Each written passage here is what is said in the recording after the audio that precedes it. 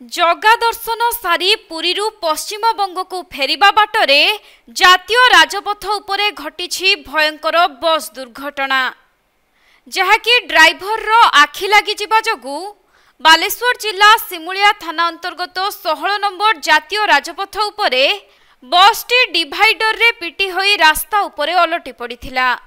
फलरे 30 रु ऊर्ध्व यात्री गुरुतर होई मेडिकल रे भर्ती होइथिबा जणा पड़िछि।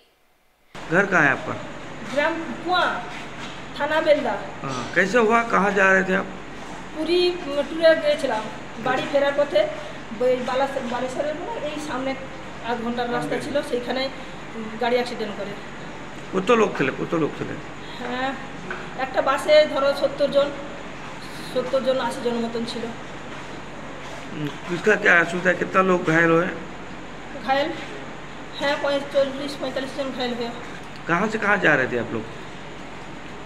मोहनपुर থেকে ট্যুর গিয়েছিলাম পুরী, সেই পুরী ট্যুর ফেরার পথে এই ঘটনা।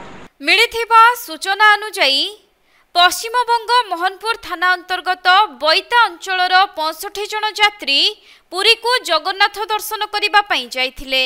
आउ फेरिबा बाटरे राति प्राय 2टा समय रे तीर्थयात्री बस रो ड्राइवर आखि लागि जाइथिला, जहा फलरे गाड़ीटी भारसाम्य हराई जातीय राजपथर डिवाइडर उपरकू चढ़ी जाई ओलटी पड़िथिला।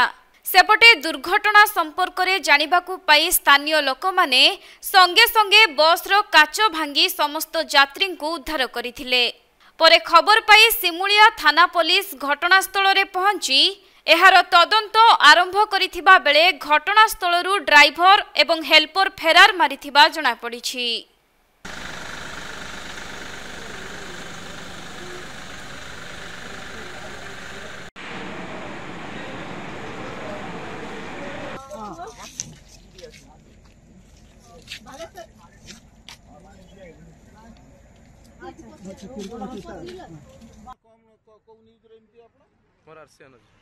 आरसीएन न्यूज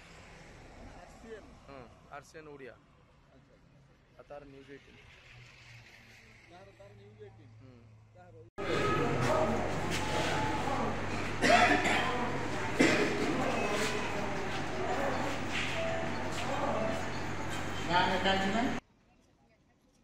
अविनाश बे एपड़ जाइबो ना सीधा बाहर से हो जाओ हैं सीधा जाइबो ना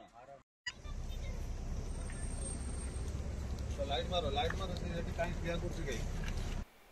बालेश्वर जिला सररू सुमंत दासଙ୍କ रिपोर्ट कोणार्क लाइव।